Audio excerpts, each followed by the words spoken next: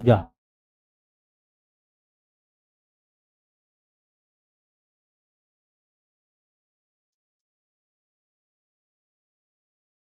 ये चीनी का रोजा भी एक मकबरा ही है।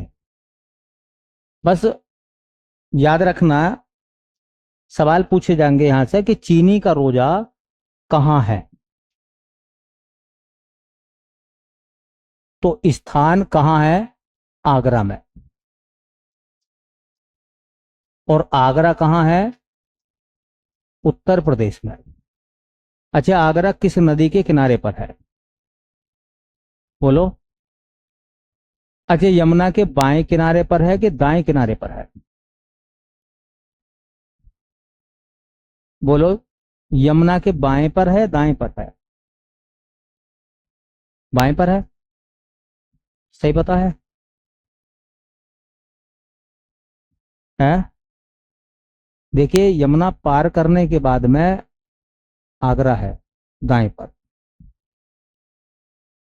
देखो, किसका मकबरा है ये चीनी का रोजा किसका मकबरा है? तो याद रखेंगे, यह है शाहजहां के वजीर,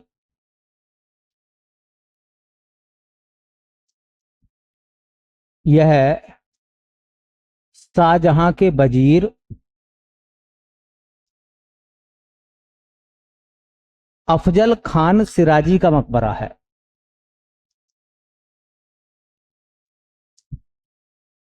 अफजल खान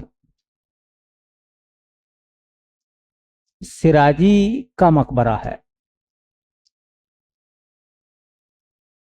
तो एक सवाल तो ये पूछा जाएगा कि शाहजहां का वजीर था अफजल खां सिराजी। तो सवाल पूछा जाएगा कि जो अफजल खां सिराजी था वो किसका वजीर था? शाहजहां का। और उसका मकबरा कहाँ है? आगरा में। और किस नाम से है? चीनी का रोजा। चीनी का रोजा। तो चीनी का रोजा कहाँ है? आगरा में। और किसका मकबरा है? तो मकबरा है अफजल खान सिराजी का। और अफजल खान सिराजी कौन था? शाहजहां का वजीर। किस नदी के किनारे पर है? तो नदी का नाम है यमुना। यमुना नदी के किनारे पर है ये मकबरा। तो चीनी का रोजा आगरा में है, किसका मकबरा है? अफजल खान सिराजी। और अफजल खान सिराजी कौन था? शाहजहां का वजीर। वजीर का मतलब होता है प्रधानमंत्री। जो रुतबा आज प्रधानमंत्री का होता है वही उस जमाने में वजीर का होता। ठीक है। एक और जगह का नाम है, उसका नाम है भेड़कुंड या काम्पिल्य। उसे कहते हैं हम भेड़ कुंड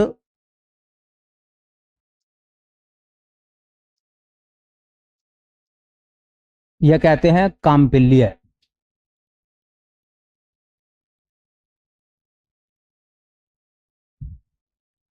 पहला सवाल ये पूछा जाएगा कि भेड़कुंड या काम्पिल्य जो है वो किस जिले में है? तो जिले का नाम है फर्रुखाबाद। अच्छा, मैं आपसे पूछना चाहता हूं, फर्रुखाबाद जिले का मुख्यालय कहाँ है?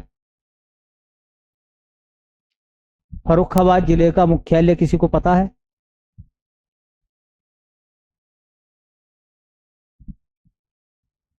अभी आपने पढ़ रखा है ना, तो आपको पता होना चाहिए एक ही झटके में।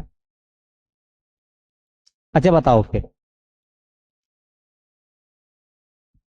गौतम बुद्ध नगर का कहाँ है? नोएडा। बताओ जालौन का कहाँ है? उरई। बताओ संत रविदास नगर का कहाँ है? भदोई का। नहीं, भदोई का कहाँ है? ज्ञानपुर। बताया था। सोनभद्र का कहाँ है? रॉबर्टगंज। रॉबर्टगंज। सिद्धार्थनगर का कहाँ है? नौगढ़।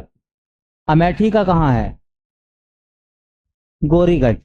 संत संत कबीर नगर का कहाँ है? खलीलाबाद। बताइए कौशाम्बी का कहाँ है? मंझनपुर। कौशाम्बी का मंझनपुर। कौशाम्बी का ही तो आया था उसका, संत कबीर नगर का खलीलाबाद, कौशाम्बी का मंझनपुर। कानपुर देहात का अकबरपुर माती।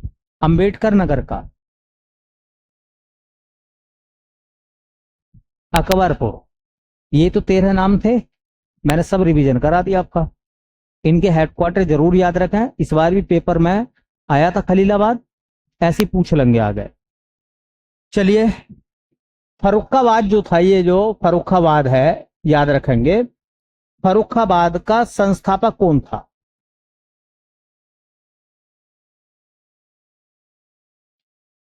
फर्रुखाबाद का फतेहगढ़ है ना? फर्रुखाबाद जिले का मुख्यालय कहाँ है? बोलो, फतेहपुर नहीं है, फतेहगढ़ है। ठीक है, तो उस फर्रुखाबाद शहर को किसने बसाया था? नवाब मोहम्मद खान बंगस। नवाब मोहम्मद खान वंगस ने इसको बसाया था। ये जो भेड़ कुंड है, इसे और क्या कहते हैं? इसका अन्य नाम क्या है? तो इसे कहते हैं भूप कुंड। भेड़ कुंड को और क्या कहते हैं? भूप कुंड। सवाल पूछा गया था, ये जो काम्पिल्य है, जिसे भेड़ कुंड आप कह रहे हैं, कहते हैं कि यहीं पर द्रौपदी का स्वयंवर हुआ था। महाभारत काल की वो कहानी याद होगी, जिसमें राजा द्रुपद ने ये कहा था कि जो घूमती हुई मछली की आंख में तीर मारेगा, जल में देखकर घूमती हुई मछली की आंख में तीर मारेगा, वो, हाँ, उसकी शादी द्रौपदी से होगी। तो ये घटना कहाँ घटी थी? तो काम्पिल्य में। कहाँ? काम्पिल्य में। ठीक है, तो द्रौपदी का स्वयंवर कहाँ हुआ था? द्रौपदी का स्वयंवर हुआ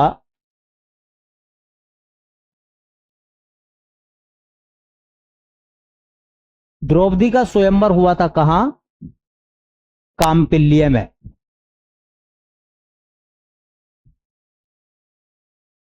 यहीं पर। देखिए, फर्रुखाबाद जो है वो गंगा नदी के किनारे पर है, और वहां पर एक घाट है, उस घाट का नाम है मुगल घाट। कोई पूछेगा कि मुगल घाट कहाँ है, उत्तर प्रदेश में मुगल घाट कहाँ है? तो फर्रुखाबाद में। तो फर्रुखाबाद में गंगा नदी के किनारे पर एक घाट बना हुआ है, जैसे 84 घाट बनारस में है ना, मुगल घाट बनारस में नहीं है। मुगल घाट कहाँ है? फर्रुखाबाद में। सवाल पूछा गया है कि फर्रुखाबाद में गंगा नदी के किनारे पर मुगल घाट किसने बनवाया था? तो वो बनवाया था औरंगजेब ने। क्योंकि आपको लगेगा नहीं कि गंगा के किनारे पर मुगल घाट औरंगजेब बनवाएगा। ठीक है, बहुत अच्छा सवाल है, पूछा जाएगा ये भी। तो देखो, फर्रुखाबाद में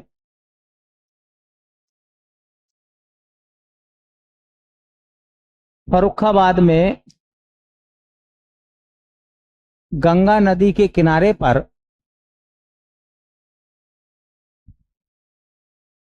औरंगजेब ने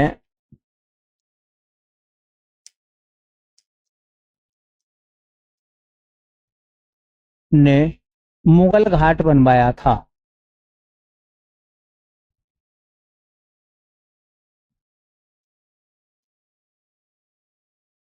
तो मुगल घाट किसने बनवाया था? औरंगजेब ने। कहाँ बनवाया था? फर्रुखाबाद में। किस नदी के किनारे पर बनवाया था? तो नदी का नाम, चलिए ऐसे ही देखेंगे। हाँ, एक नाम है पागल बाबा मंदिर, एक नाम है पागल बाबा मंदिर।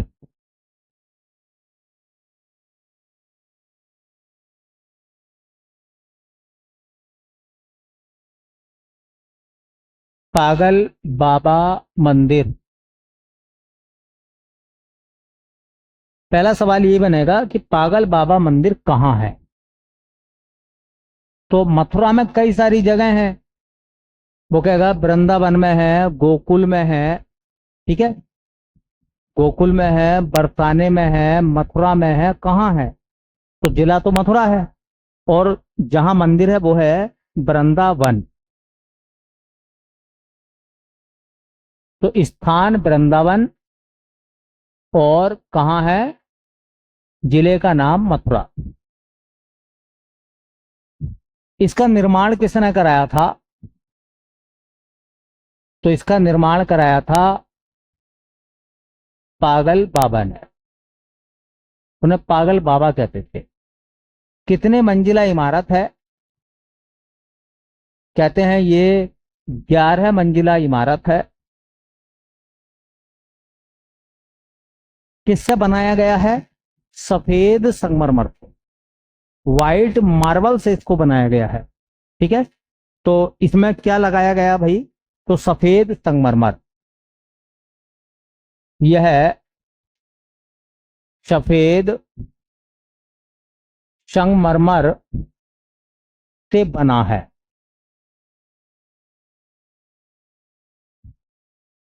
तो ये जो पागल बाबा मंदिर है कहाँ का है। मथुरा का है। और इस मंदिर को बनवाया गया है पागल बाबा के द्वारा। और व्हाइट जो मार्बल है वो व्हाइट मार्बल इस मंदिर में लगाया गया है। व्हाइट मार्बल, ठीक है, व्हाइट मार्बल इस मंदिर में लगाया गया है पागल बाबा मंदिर में। ये सवाल जो है लोअर पीसीएस में आया था, यूपी ट्रिपल एससी में। यूपी ट्रिपल एससी का एक एग्जाम हुआ था लोअर के नाम से, ठीक है, लोअर पीसीएस के नाम से। हाँ, एग्जाम हुआ था और उस एग्जाम के प्रीलिम्स में, प्री एग्जाम में ये क्वेश्चन आया था कि पागल बाबा मंदिर कहाँ है। तो वृंदावन में किसने बनवाया था। पागल बाबा ने। कितने मंजिला है। तकरीबन 11 मंजिल का है। और कितना मतलब उसमें क्या लगा हुआ है। अब ये इसके पीछे की कहानी क्या है मैं थोड़ी सी आपको बता दूं। बहुत पुरानी बात है और कहा जाता है कि मथुरा में एक सेठ था। ठीक है। वैसे मथुरा का एक ही सेठ है, बांके बिहारी। ठीक है। मथुरा में सिर्फ एक ही सेठ है, बांके बिहारी। बाकी तो सब दास हैं। बाकी तो सब उसके गुलाम हैं, दास हैं, नौकर हैं उसके। तो एक सेठ रहता था और एक आदमी वहां पर गरीब आदमी था। अक्सर गरीब लोग जो होते हैं या होते थे वो अमीरों से कर्ज लेते थे, ब्याज पे पैसे। तो एक गरीब आदमी ने एक अमीर आदमी से कर्ज ले लिया। तो उसने कहा होगा कि भैया पैसे तुम मुझे ब्याज सहित किस्तों के रूप में दोगे। उन्होंने कहा ठीक है। वो गरीब आदमी अपना ब्याज और किस्त जो है वो हर महीने जमा करता था। लेकिन उस साहूकार के मन में बेईमानी आ गई और उसने सोचा कि मैं बेईमानी कर लूंगा तो मैं काफी अच्छा मुनाफा इस आदमी से कमा लूंगा। जब वो आखिरी किस्त देने के लिए गया तो उसने कहा कि सेठ जी अब आज हमारा तुम्हारा फाइनल हो जाएगा। तो सेठ ने कहा कि अरे फाइनल कैसे हो जाएगा, ये तो पहली किस्त है अभी। उन्होंने कहा कि साहब मैं हर बार आपको किस्त देता हूं। तो उसने कहा किसके सामने किस्त देते हो, कोई गवाह है। बोले अपने रजिस्टर में देख लो। तो कहा जाता है कि उसने रजिस्टर में देखा और बताया देखो इसमें तो कहीं भी ना लिखा हुआ तुम्हारा नाम, आज ही लिख रहा हूं पहली बार। इस तरह से उसने उस गरीब आदमी की बेईमानी करने की कोशिश की। कहा जाता है केस हो गया और केस मथुरा की अदालत में जज के सामने पहुंच गया। तो जज ने उस गरीब आदमी से पूछा कि बताइए भाई जब आपने पैसे दिए थे तो कोई था। सेठ से पूछा कि तुम बताओ जब वो इसने किस्त जमा करी तो कोई था। उन्होंने कहा कि कोई भी ना था, इन्हें पैसे दिए ही नहीं आज तक किसी के सामने भी, अगर होते तो मेरे रजिस्टर में चढ़े हुए होते। ठीक है। अब जज ने उससे पूछा कि हाँ भाई, इनके रजिस्टर में तो तुम्हारा नाम भी नहीं है। दूसरे नंबर की बात, इनके रजिस्टर में आपका नाम नहीं है और आपने किसी के सामने पैसे दिए नहीं है, इसका मतलब आप झूठे। ये कहते हुए वो आदमी रोने लगा। उसने कहा जज साहब, मैं गवाह कल लेकर आऊंगा, मैंने जिसके सामने पैसे दिए हैं मैं उसे कल लेकर आऊंगा। जज ने कहा ठीक है, जो भी तुम्हारे गवाही के रूप में आना चाहे उन्हें कल लेकर आइयो। कहते हैं वो बांके बिहारी मंदिर गया, जो भगवान कृष्ण का मंदिर था। वहां उसने एक चिट्ठी लिखी, उस चिट्ठी पर अपनी परेशानी लिखी और ये लिखा कि मालिक, दुनिया थी या नहीं थी, तू तो था भाई, वो तो हर जगह मौजूद इस बार है कि नहीं है, वो यहां भी हर जगह मौजूद है। तो उसने कहा कि दुनिया में कोई आदमी उस समय था या नहीं था, लेकिन बांके बिहारी तुम तो थे उस जगह, और तुम्हारे होते हुए भी अगर बेईमानी होगी तो फिर ये संसार कैसे चलेगा। और उसने चिट्ठी जो है बांके बिहारी मंदिर में छोड़ दी और छोड़ के जो है वो अपने घर को चला गया। कहते हैं कि अगले दिन या दूसरे तीसरे दिन फिर अदालत लगी। अदालत में वो आदमी आके कटघरे में खड़ा हो गया, उधर सेठ जी आकर खड़े हो गए। जज साहब ने उससे पूछा कि हाँ भाई, तुम्हारे गवाह लाना आप कल कह रहे थे, आपके गवाह देने वाले आ गए? उस आदमी की गर्दन झुक चुकी थी, क्योंकि उसने तो भगवान को चिट्ठी लिखी थी, अब वो थोड़ी आ सकता है। वो आदमी नीचे गर्दन झुका के जज के सामने कुछ भी नहीं बोल पाया। 2-3 मिनट के बाद दरवाजे पर एक आवाज आई कि साहब मैं हूं गवाह। एक बूढ़ा आदमी जिसके हाथ में एक लाठी है और वो डगमग डगमग करता हुआ अदालत में आता। तो जज ने पूछा कि ताऊ, तुम्हारे सामने पैसे दिए थे? बोले जी मेरे सामने पैसे दिए थे, मैं था, मेरे सामने पैसे दिए थे, मैं था। बोले अच्छा। बोले जी इसका स्टेट का रजिस्टर लो, मैं बताऊंगा जिस दिन इस आदमी ने पैसे जमा करे थे वो तारीख कौन सी थी, और इस सेठ ने चालाकी से इसका नाम नहीं लिखा, नाम किसी और का लिखा। जब ये किस्त देने के लिए गरीब आया आदमी आया और मान लो इसका नाम सोनू था, तो इसने सोनू नहीं लिखा, बल्कि वहां टिंकू लिख दिया, बल्कि कोई और नाम लिख दिया। मैं बताऊंगा, मेरे पास सारे सबूत हैं हर किस्त के। जज ने रजिस्टर अपने हाथ में रखा और कहा कि देखो, उस तारीख को 11 नवंबर को इसने 720 रुपए जमा करे थे, लेकिन सेठ की डायरी में नाम जो लिखा हुआ है जज साहब आप देखिए, नाम ये है। अब जज ने देखा 11 नवंबर 720 रुपए, और नाम जो बूढ़े ने बताए हैं वो लिखा हुआ है। बोले जी अगले महीने में आ जाओ। अगले महीने में, हाँ, 7 तारीख को इस आदमी ने पैसे दिए थे, 630 रुपए जमा करे थे, और इस सेठ ने नाम चढ़ाया था रमेश। देखो, मान लो जज ने देखा अगले महीने की तारीख में दिसंबर में, तो नाम 630 रुपए भी है और रमेश नाम लिखा हुआ है। और ये हकीकत थी, सेठ ने यही करा था। पूरे साल की या 1 साल की या 2 साल की विद डेट जानकारी एक बूढ़े ने जज के सामने रख दी।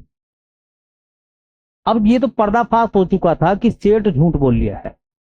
सेठ ने इसके द्वारा दिए गए पैसों को किसी अलग अलग नाम से लिखा अपनी डायरी में, अपने रजिस्टर में, वो सेठ बेईमानी करना चाहता है।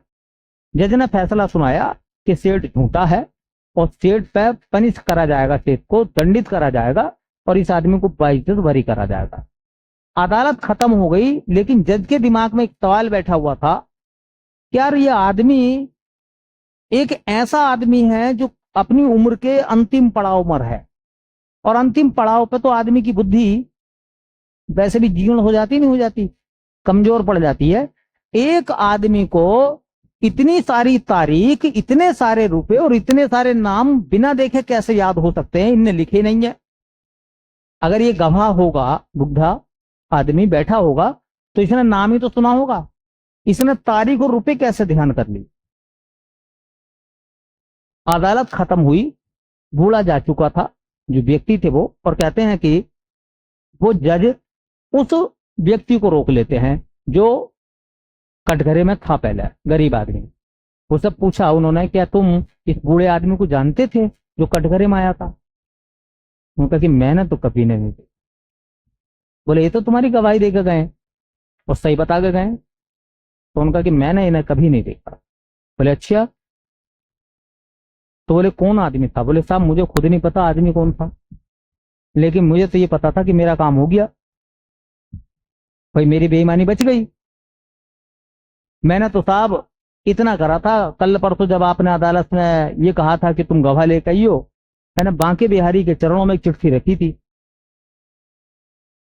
तो उसने सोचा जज ने कि हो सकता है कि बांके बिहारी मंदिर में पुजारी हो, कोई बूढ़ा पुजारी काम करने वाला कोई आदमी हो, चलो उससे जाकर पता करते। वो मंदिर गया जज, और जज ने जाकर जो है मंदिर के पुजारियों से पूछा, क्या इस आदमी को जानते हो? तुम्हारे यहां से कोई आदमी अदालत गया था क्या? उन्होंने कहा कि साहब हम 10 आदमी यहाँ पूजा का काम करते हैं, 10 के 10 यहाँ बैठे हैं तुम्हारे सामने, ऐसा कोई आदमी था ही नहीं। बस जज का जो है वो माथा ठनक गया और उसे लगा कि साक्षात रूप में भगवान कृष्ण बांके बिहारी बूढ़े के रूप में मेरी अदालत में आए थे और मैं उन्हें पहचान नहीं पाया, मुझसे गलती हो गई। वो तो दुनिया का न्याय करता है? वो बांके बिहारी दुनिया को न्याय देने वाले हैं, आज मेरी अदालत में मैं उनको पहचान नहीं पाया, मेरी भूल हो गई। और कहते हैं कि वो उन्हें ढूंढने के लिए जज निकल पड़ा। जज को लगा कि हो सके मथुरा के आसपास ही होंगे। कहते हैं वो गलियों में भटकने लगा जज, और कृष्ण को ढूंढते ढूंढते वो पागल हो गया। क्या हो गया? वो पागल हो गया जज, कृष्ण को ढूंढता रहा गोकुल की, वृंदावन की, मथुरा की गलियों में कि यहीं कहीं है, इसी हाँ जगह पर मैंने कृष्ण को देखा है। ठीक है। और कहते हैं वो दौड़ता दौड़ता भागता भागता खुद सुध बुध खो बैठा और उसकी भक्ति में ऐसा खो गया कि वो पागल बन गया, और लोग उसे कहने लगे पागल बाबा। क्या कहने लगे? उसी पागल बाबा ने ये मंदिर बनवाया था बांके बिहारी का, जिसको क्या नाम दिया गया है? पागल बाबा मंदिर। तो ये पागल बाबा कौन था? ये वो जज था। ठीक है। ये कोई पागल बाबा नहीं था, बल्कि एक जज था। और ये कहते हैं कि उसी जज ने, जो बाद में पागल हो गया था कृष्ण के वियोग में, प्रेम में, ढूंढने में, उसी के हाथों इस मंदिर का निर्माण हुआ था। तो याद रखेंगे, क्वेश्चन आया है, मैंने बता दिया है, यूपी ट्रिपल एससी का लोअर पीसीएस के पेपर में क्वेश्चन पूछा गया। ठीक है। चलिए, एक मंदिर का नाम है, ये कहानी जो है कभी कभी पूछ लेते हैं, थोड़ा ध्यान रखना इन कहानियों को भी। बांके बिहारी मंदिर, बांके बिहारी मंदिर,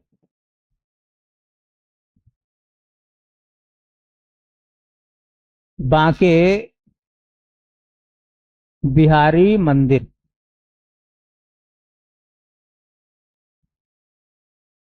पहला सवाल तो ये बनेगा कि बांके बिहारी मंदिर कहां है? तो भैया ये मंदिर भी कहां है? वृंदावन में। और वृंदावन कहां है? मथुरा में।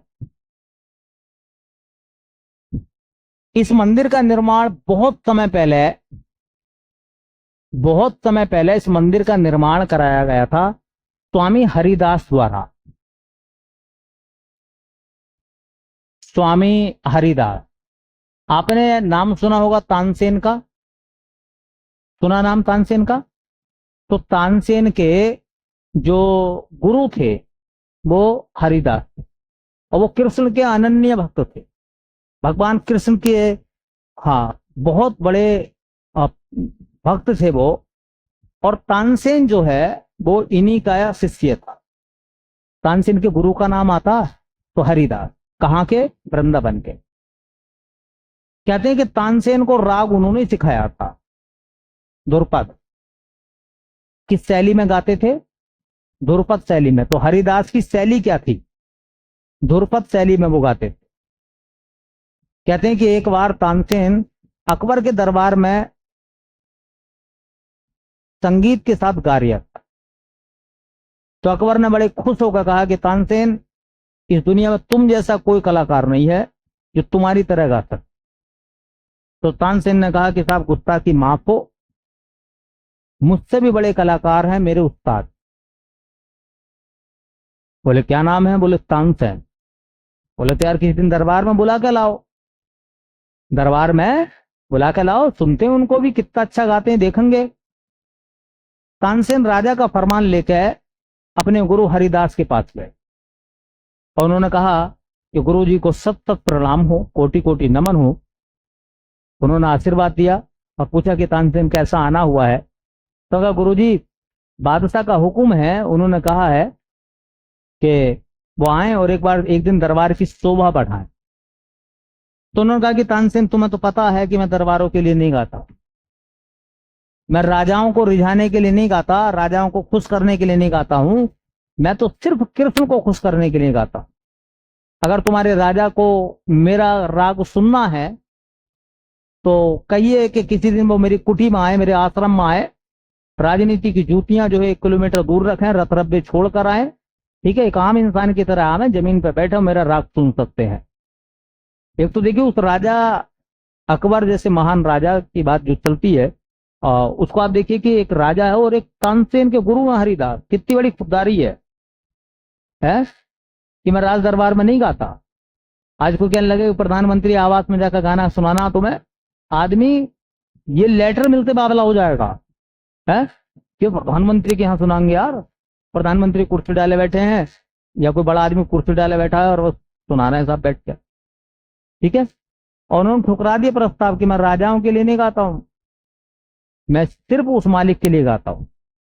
ये बात आकर तानसेन ने अपने राजा से कही कि बात तब तब गुस्ताखी माफ हो, गुरुजी ने ये कहा है कि राजा को सुनना है तो फिर वो यहाँ आश्रम में आवे। कहते हैं तानसेन की बात को अकबर ने माना और दूर अपना रथ खड़ा करा उसने, राजनीति की जूतियां उतारी, नंगे पैर 1 किलोमीटर गया, आश्रम जंगलों में होते थे वृंदावन में उस समय, और वहां बैठ के तानसेन के गुरु हरिदास की के राग को सुना। और कहते हैं कि सुनते सुनते वो सो गया। कौन? अकबर। ऐसा राग उन्होंने गाया, ठीक है। और उसने कहा कि तानसेन तुम सही कहते थे, तुम कुछ नहीं गाते, तुम्हारे गुरु तुमसे भी बहुत अच्छा गाते। तो वही तानसेन के गुरु हरिदास किस शैली में गाते थे, उनके गाने की शैली क्या थी? तो तानसेन के गुरु हरिदास की जो शैली थी वो थी भैया क्या? ध्रुपद।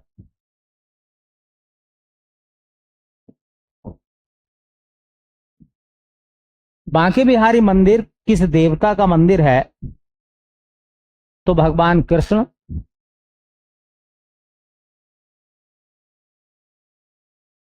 भगवान कृष्ण का मंदिर है ये। अभी यहां पिछले साल एक एक्ट यहां के लिए पास हुआ था, वो थोड़ा देख लेना। केंद्रीय गृह मंत्रालय ने केंद्रीय गृह मंत्रालय ने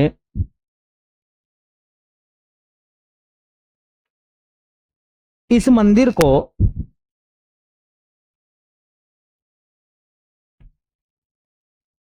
इस मंदिर को विदेशी अंशदान विदेशी अंशदान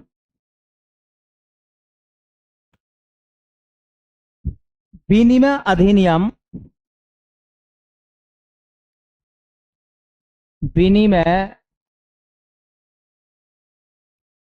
अधिनियम उसको कहते हैं FCRA के तहत लाइसेंस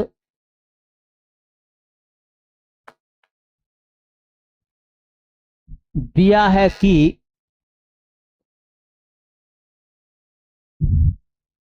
यह विदेशी धनराशि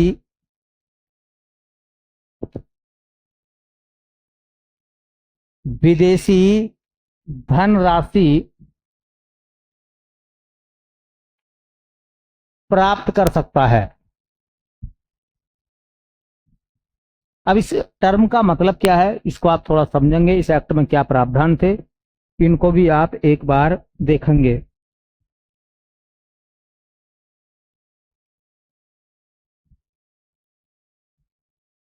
इनको भी आप एक बार देखेंगे, थोड़ा सा मामला क्या है, इस एक्ट के अंदर क्या प्रावधान है, इस एक्ट में क्या क्या प्रावधान किए गए हैं।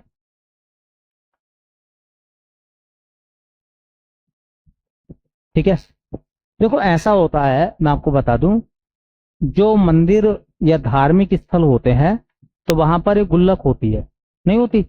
हर धार्मिक स्थल पर आपको मिलेगी। आप अपनी श्रद्धा के अनुसार उसमें दान कर सकते हैं। वो दान का पैसा उस मंदिर की कमेटी के पास जाता है, और कमेटी जो है, जो मंदिर के निर्माण कार्य हैं या बाकी चीजें हैं, उसी पैसे से उनको चलाती है। अब कोई आदमी रहता है, मान लीजिए किसी दूसरे देश में, विदेश में, और वो बांके बिहारी मंदिर को कुछ दान देना चाहता है, तो बांके बिहारी मंदिर इस एक्ट से पहले वो दान नहीं ले सकता था। ठीक है, वो दान नहीं ले सकता था। अब इस मंदिर को ये अथॉरिटी मिल गई है कि कोई भी देश बांके बिहारी मंदिर को दान देगा तो ये दान ले सकता है, और उस दान के पैसे से बहुत सारी एक्टिविटी जो वहां पर हो सकती हैं उनको वो चला सकता है। ठीक है, तो याद रखेंगे, हाल फिलहाल में किस मंदिर को ये अनुमति मिली है, लाइसेंस मिला है? तो बांके बिहारी मंदिर किसका मंदिर है? भगवान कृष्ण का। एक मंदिर नाम सुना होगा, चर्चा में रहता ही है, राम मंदिर। राम मंदिर,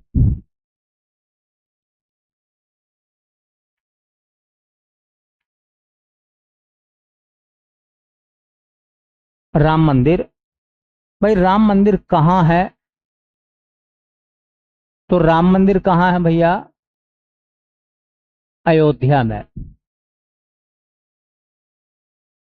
राम मंदिर कहाँ है? अयोध्या में।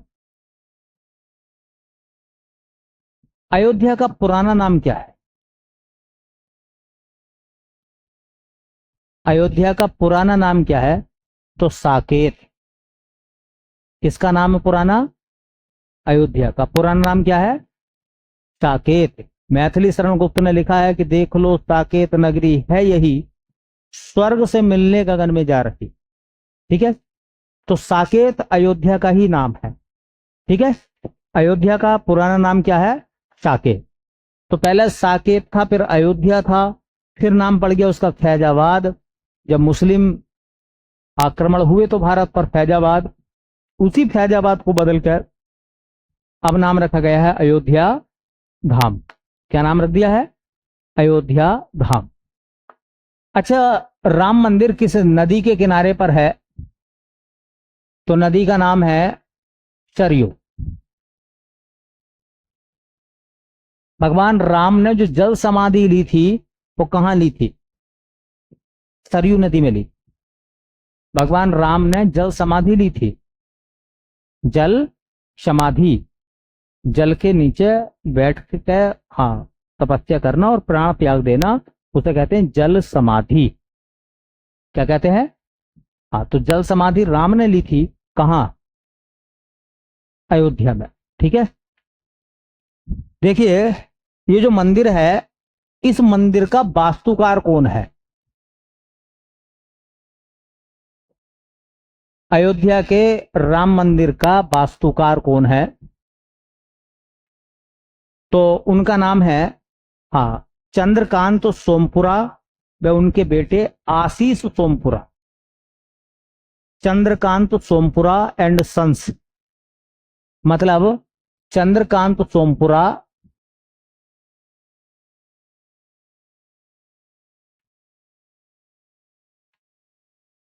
व उनके बेटे का नाम है आशीष सोमपुरा, और ये रहने वाले गुजरात के अहमदाबाद के हैं। अहमदाबाद। ये जो मंदिर है ना, इस मंदिर के वास्तुकार की बात चल रही है, जिन्होंने मंदिर का नक्शा बनाया था। मंदिर का तुमने फोटो वगैरह देखा होगा ना, तो वो जो पूरे मंदिर का मैप है, नक्शा है, नक्शे बनाने वाले को आर्किटेक्चर कहते हैं, है ना। और आर्किटेक्चर कौन थे? उन्हें कहते हैं सोमपुरा एंड सन्स, चंद्रकांत सोमपुरा और उनके बेटे आशीष सोमपुरा। कहाँ के हैं वो? ये मंदिर किस शैली में बना हुआ है, राम मंदिर? तो शैली का नाम क्या भैया? नागर शैली। अच्छा बताओ, मैंने एक दिन आपको बताया है, याद है आपको, भारत के अंदर मंदिर के निर्माण की कितनी शैलियां हैं? 3 शैली है। मंदिर निर्माण की कितनी शैली है? हिमालय से लेकर विंध्याचल पर्वत तक जिस शैली के मंदिर हैं वो उसका नाम क्या है? नागर शैली। नागर शैली कहां से कहां तक है, मैं यहां नोट करा दूं अगर किसी को ना पता हो तो। नागर शैली कहां से कहां तक है? देखो, ये जो है, ये है हिमालय, और ये आ जाएगा विंध्याचल पर्वत। ठीक है, इनके बीच का जो एरिया है, यहां जो मंदिर बने हुए हैं वो नागर शैली में है। किस शैली में है? और याद रखें, देखो, विंध्याचल शैली से कृष्णा नदी तक, विंध्याचल पर्वत से कृष्णा नदी तक जो मंदिर निर्माण की शैली है उसका नाम है बेसर शैली। याद रखेंगे। और जो कृष्णा नदी से कन्याकुमारी तक है, यहां जो मंदिर बने हुए हैं यहां पर, उसका नाम है द्रविड़ शैली। कौन सी शैली? द्रविड़ शैली। तो एक शैली का नाम क्या है? नागर शैली, नॉर्थ इंडिया में, इसे उत्तरी भारत कह दो। मध्य भारत में बेसर शैली, और दक्षिण भारत में द्रविड़ शैली। तो भारत के अगर 3 हिस्से देखें तो उत्तर भारत में मंदिर के निर्माण की कौन सी शैली है? उत्तर भारत के मंदिर किस शैली में बने हैं? मध्य भारत के मंदिर किस शैली में बने हैं? बेसर शैली। और दक्षिण भारत के मंदिर, दक्षिण भारत के मंदिरों की शैली क्या है? द्रविड़ शैली। ठीक है। और ये जो तीनों की तीनों शैली हैं, इन 3 का संबंध किससे है? मंदिर निर्माण।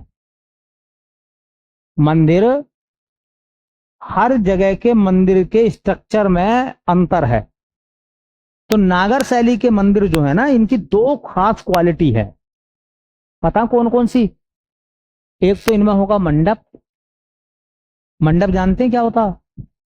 मैंने बताया था, भूल गए हैं शायद। मंडप क्या होता है? मंदिर के आगे का जो बरामदा होता है उसे मंडप कहते हैं। या वो बरामदा तुमने मंदिरों में देखा होगा, जैसे एक मंदिर बन गया टेम्पल, उस मंदिर के चारों तरफ बरामदा होगा, ऐसा होता नहीं होता? तो या तो उसके आगे बरामदा होगा या चारों तरफ बरामदा होगा, उसे कहते हैं मंडप। तो नागर शैली के मंदिरों की एक विशेषता है कि उनमें मंडप जरूर होता है। पहली बात। मंडप के साथ साथ दूसरी विशेषता पता क्या है? दूसरी विशेषता, उसमें गर्भगृह होगा। गर्भगृह, हाँ, मंदिर के अंदर एक छोटी जगह होगी जहां पर भगवान की प्राण प्रतिष्ठा होती है। क्या होती है? प्राण प्रतिष्ठा। और आपने देखा भी होगा, जब राम मंदिर का उद्घाटन हुआ था तो प्राण प्रतिष्ठा हुई थी।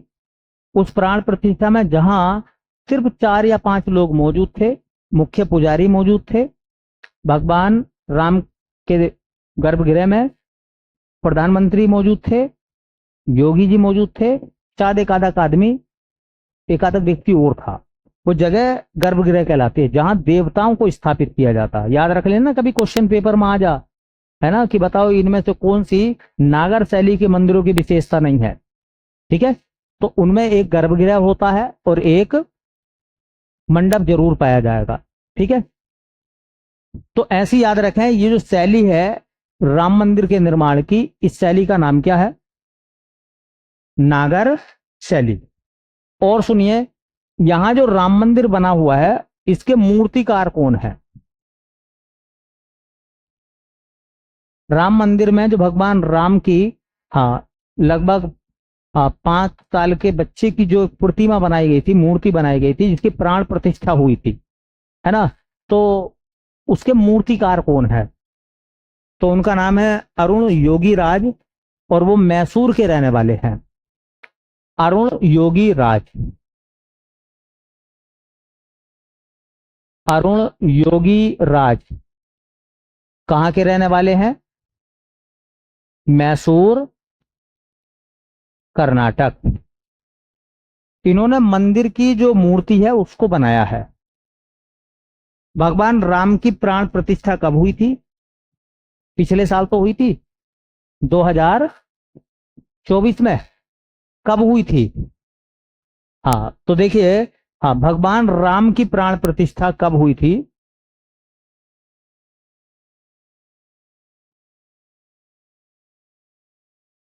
प्राण प्रतिष्ठा जो हुई थी, वो हुई थी 22 जनवरी 2024 को। 22 जनवरी 2024 को भगवान राम की प्राण प्रतिष्ठा हुई थी, 22 जनवरी 2024 को।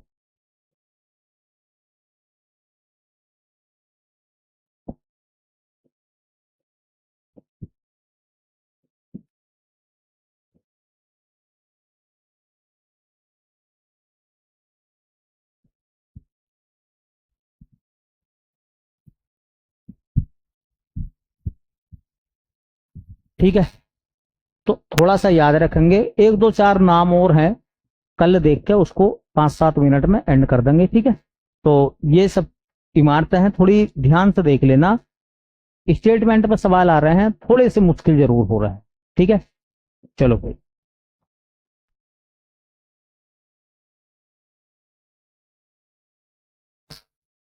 ये दोनों मकबरे पूछे गए हैं, और पिछली बार एसआई में भी सवाल यहां से पूछे गए थे मकबरों को लेकर। एक मकबरे का नाम है बहू बेगम का मकबरा।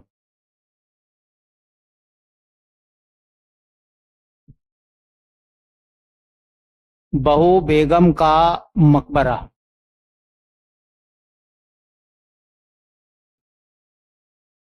इनमें से एक सवाल एसआई में आया था, और एक एएसआई में आया था, और एक यूपी ट्रिपल एससी ने पूछा था। पहला सवाल यह है कि बहू बेगम का मकबरा कहां है? स्थान तो आज कहोगे अयोध्या, और पुराना नाम जो था पहले फैजाबाद। मतलब उत्तर प्रदेश के अयोध्या या फैजाबाद में बहू बेगम का मकबरा था। एक अवध के नवाब हुए थे, उनका नाम था सुजाउद्दौला। उनकी पत्नी को बहू बेगम कहते थे। ठीक है, और बहू बेगम का जो वास्तविक नाम था, हाँ, उन मत्तुज होरा, उनका वास्तविक नाम था। देखिए, ये पहली बात तो किसका मकबरा है, तो यह अवध के नवाब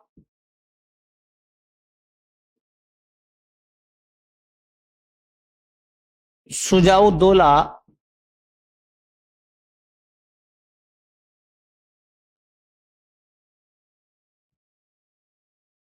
की पत्नी का मकबरा है।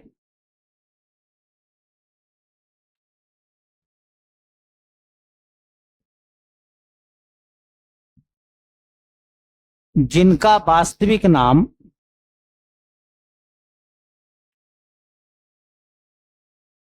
जिनका वास्तविक नाम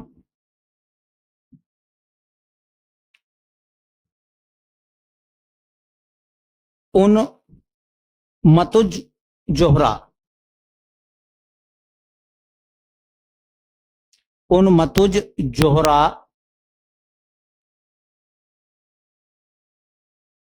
बानो था। तो ये जो बहु बेगम किसे कहते थे, तो उनका वास्तविक नाम ये था, उन मतुज जोहरा, उन मतुज जोहरा, उनका वास्तविक नाम था बहु बेगम का। और बहु बेगम किसकी पत्नी थी, तो अवध के नवाब शुजाउद्दौला की पत्नी थी। ठीक है। इसका निर्माण किसने कराया था, तो जाहिर सी बात है शुजाउद्दौला ने इसका निर्माण कराया था। तो इस मकबरे का निर्माण किसके द्वारा कराया गया था, शुजाउद्दौला।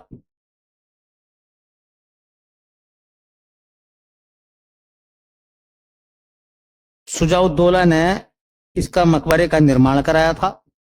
इसका वास्तुकार कौन था, तो इसका वास्तुकार था दाराब अली खान।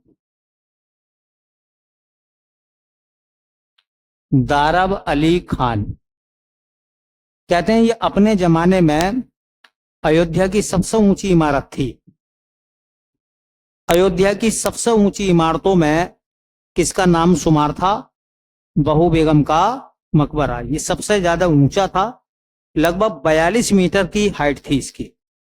तो बहू बेगम के मकबरे की जो ऊंचाई बताई गई है वो लगभग 42 मीटर है।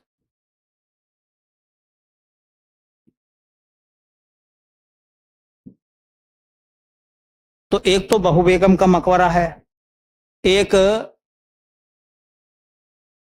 शुजाउद्दौला का मकबरा।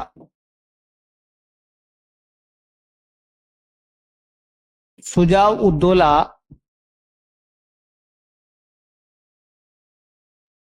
का मकबरा, ये दोनों के दोनों सवाल जो है यूपीएसआई में आए थे। एक में बहू बेगम का मकबरा और एक में शुजाउद्दौला का मकबरा, दोनों पूछे गए थे एसआई में। ठीक है। तो याद रखें शुजाउद्दौला का मकबरा कहां है, तो ये जगह का नाम याद रखना, गुलाबबाड़ी। अब तो सुना होगा तुमने हर जगह गुलाबबाड़ी मिलेगी, लेकिन गुलाब नहीं मिलेगा, नाम गुलाबबाड़ी जरूर होगा। ये वास्तविक गुलाबबाड़ी थी। गुलाबबाड़ी का मतलब है ये एक ऐसा उद्यान था, तो शुजाउद्दौला ने इसको बनवाया था, जिसमें गुलाब थे बहुत अलग अलग वैरायटी के। तो ये उद्यान था। ठीक है। और वहीं पर उसको दफनाया गया था, किसको, शुजाउद्दौला को। तो इसका निर्माण किसने कराया था, मकबरे का निर्माण भी उसने खुद ही कराया था, शुजाउद्दौला।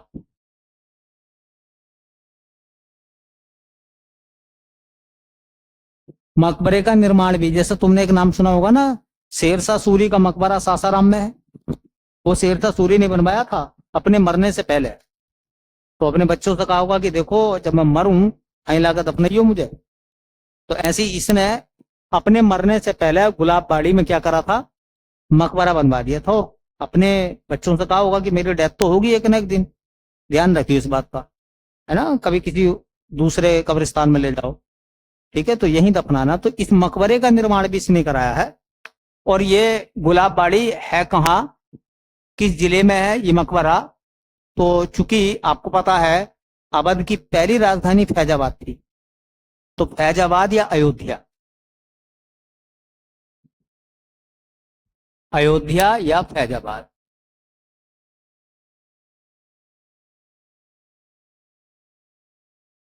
अच्छा बताइए, मैंने बताया था चीनी का रोजा कहाँ है, याद आपको, कहाँ है चीनी का रोजा, बिना देखा बताओ, आगरा में। ऐसी है इखलास खान का रोजा, ये यूपी ट्रिपल एससी ने पूछा था सवाल।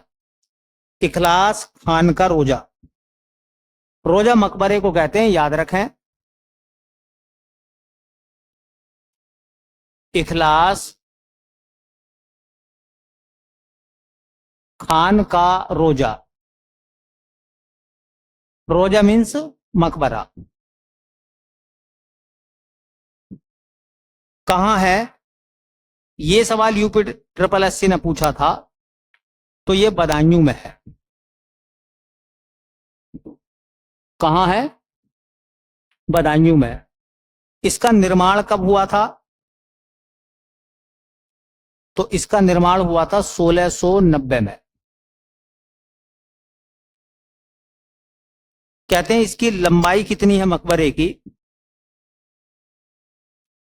तो इसकी लंबाई है 152 फीट, और इस मकबरे की चौड़ाई कितनी है? वो है लगभग 150 फीट। अच्छा, लंबाई चौड़ाई सेम सेम ना होगी लगभग? और जब लंबाई और चौड़ाई सेम सेम हो जाती है तो वो वर्गाकार नहीं हो जाता? तो वर्गाकार ये मकबरा है। ठीक है। इखलास खान की जब डेथ हो गई तो उनकी जो पत्नी थी उन्होंने इस मकबरे का निर्माण कराया था। ठीक है। और तुम्हें पता है कि हुमायूं के मरने के बाद हुमायूं की जो पत्नी थी उसने हुमायूं के मकबरे को बनवाया। इसी वजह से, अच्छा, मुमताज के मरने के बाद में शाहजहां ने ताजमहल को बनवाया था। तो कभी सवाल पूछ लेते हैं, धोखा मत उठा लेना। ये जो इखलास खान का रोजा है इसे बदायूं का ताजमहल भी कहते हैं। क्या कहते हैं? बदायूं का ताजमहल। किसे? इखलास खान का रोजा। ठीक है। तो इसे बदायूं का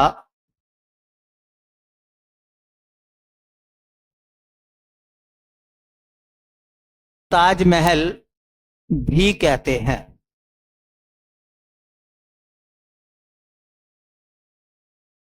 इखलास खान के रोजे को क्या कहते हैं भैया?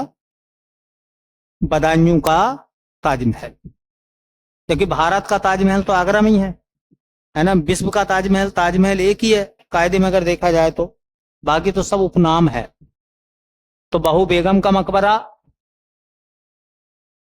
सुजाउद्दौला का मकबरा और इखलास खान का रोजा, ये तीनों नाम पेपर में आए हैं।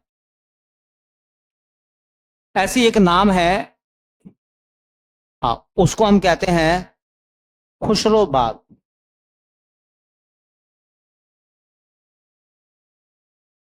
खुसरो बाग।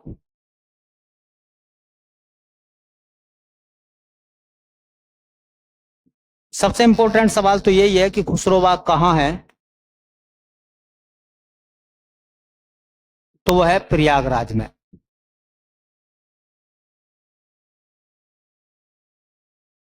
खुसरो बाग कहां है? खुसरो बाग कहां है? प्रयागराज में। कहते हैं ये एक ऐसा बाग है जिसकी चार दीवारी है। चार दीवारी मतलब बाउंड्री वॉल इसके चारों तरफ। इसकी चार दीवारी है खुसरो बाग की। ठीक है। और कहते हैं कि लगभग 40 एकड़, 1 एकड़ बराबर 6 बीघा, तो 40 एकड़ का मतलब हो गया 6 का 24, लगभग 250 बीघा कह सकते हो। ठीक है। तो इसका जो क्षेत्रफल है खुसरो बाग का वो तकरीबन कितना आता भैया? 40 एकड़। कितने एरिया में फैला हुआ है? 40 एकड़। और ये चार दीवारी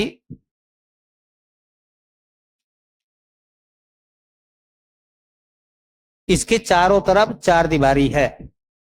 चार दीवारी इसके चारों तरफ की गई है, मतलब बाउंड्री वॉल है इसकी चार दीवारी। 40 एकड़ का है। आपको पता होगा कि जहांगीर के सबसे बड़े बेटे का नाम खुसरो था और उसकी मां का नाम था मानबाई, जिसको शाह बेगम की उपाधि दी गई थी जहांगीर के द्वारा। और वो कहानी आपने सुनी होगी कि जहांगीर शराब पीता था। शराब की आदतों से तंग आकर जहांगीर की पहली पत्नी अर्थात खुसरो की मां, उसने सुसाइड कर लिया था। मुगल खानदान की पहली महारानी जिसने सुसाइड करा था मानबाई, जिसको शाह बेगम की उपाधि दी गई थी, उसी का बेटा था खुसरो। तो शाह बेगम को जो दफनाया गया था वो यहीं दफनाया गया था। कहाँ? खुसरो बाग में। ठीक है। और जहांगीर के बड़े बेटे अर्थात खुसरो ने अपने पिता जहांगीर के खिलाफ बगावत कर दी थी। ठीक है। और कहते हैं कि जहांगीर ने उसे अंधा करा दिया था। बाद में खुर्रम मतलब शाहजहां ने उसकी हत्या कर दी थी अपने भाई की गद्दी के लिए। तो उसी खुसरो को यहीं पर दफनाया गया था। खुसरो की जो बहन थी उसको भी यहीं पर दफनाया गया था। तो मुख्य रूप से मानबाई और उसके बेटे खुसरो का मकबरा यहीं पर है। शाह बेगम का मकबरा और हाँ खुसरो का मकबरा, जो जहांगीर का सबसे बड़ा बेटा था। तो जहांगीर के, या ऐसे लिखेंगे यहां जहांगीर के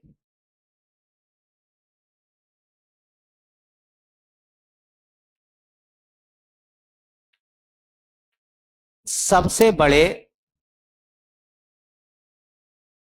पुत्र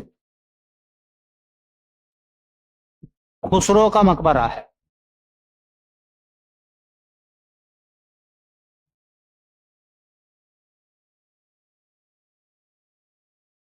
तो जहांगीर के सबसे बड़े बेटे का नाम खुसरो था और उसका मकबरा कहाँ है? खुसरो बाग में, प्रयागराज में। यहीं पर तो इसी के पास तो है आनंद भवन। बताया था ना मैंने, आनंद भवन पढ़ा दिया था आपको, लिखवा दिया उसके बारे में। चलिए, 1857 की क्रांति हुई थी। तो बताओ 1857 की क्रांति का बरेली से नेतृत्व किसने किया था?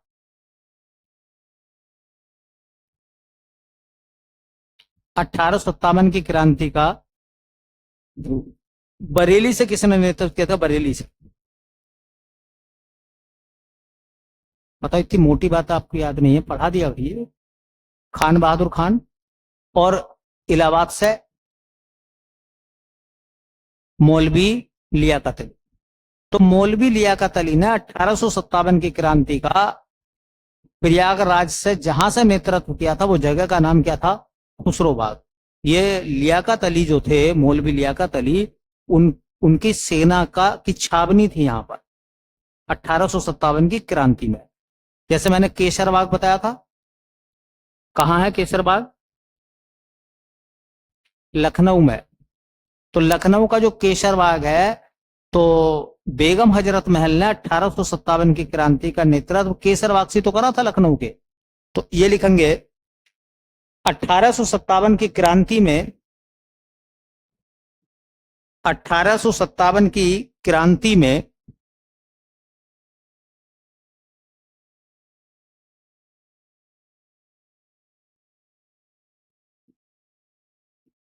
में यह मौलवी लियाकत अली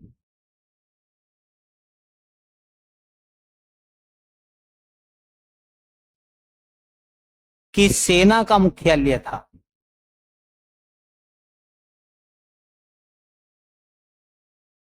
या यूं कहें कि मौलवी लियाकत अली ने 1857 की क्रांति का नेतृत्व प्रयागराज से किया था। कहां से किया था? खुसरो बाग से। एक नाम सुना होगा, आरामबाग। एक नाम आता है आरामबाग, जिसको रामबाग भी कहते हैं। आरामबाग कहां है? तो वो है आगरा में।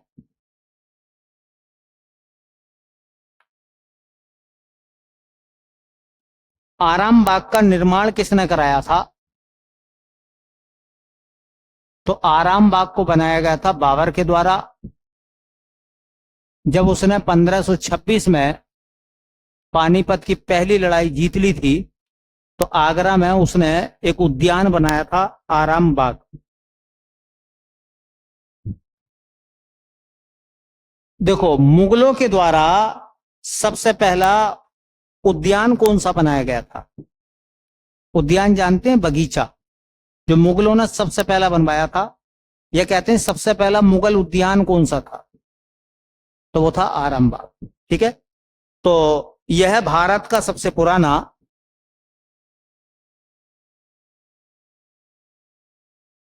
यह भारत का सबसे पुराना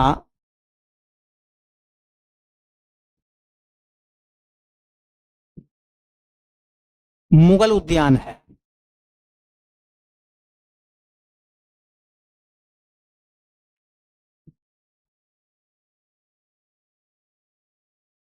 भारत का सबसे पुराना मुगल उद्यान कौन सा है? आरामबाग, जो मुगलों ने बनाया था। सबसे पुराना मुगल उद्यान यही है, आरामबाग। शालीमार बाग और निशांत बाग वो भी मुगलों ने बनवाए थे। वो कहाँ है? श्रीनगर में है। तो बाद के हैं सब। दिल्ली में मुगल गार्डन है ना, राष्ट्रपति भवन के सामने मुगल गार्डन है, वो भी मुगलों ने बनवाया था, लेकिन बाद में बनवाया था। सबसे पुराना मुगल उद्यान यही है, आरामबाग, आगरा का। देखिए, बाबर को प्रारंभ में यहीं दफनाया गया था। बाबर को प्रारंभ में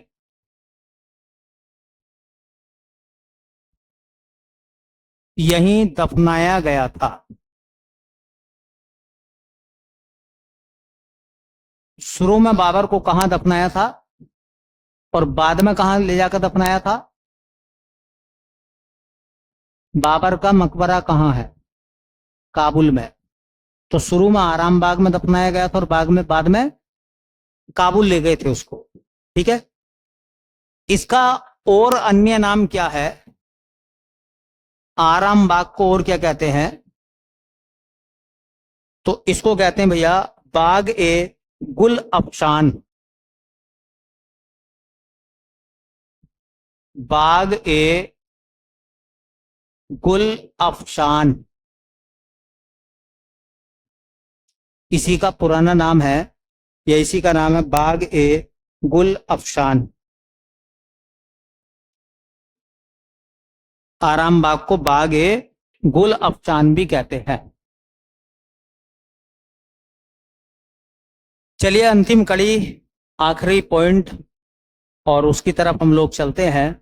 उसका नाम है प्रेम मंदिर।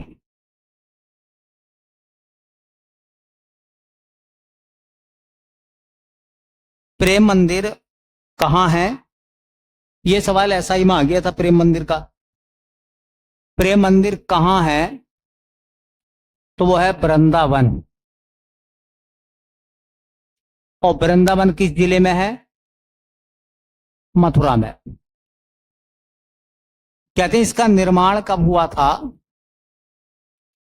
तो इसका निर्माण हुआ था, ज्यादा पुराना नहीं है, 2001 में कंप्लीट हो गया था। जिन्होंने निर्माण कराया था उनका नाम है जगत गुरु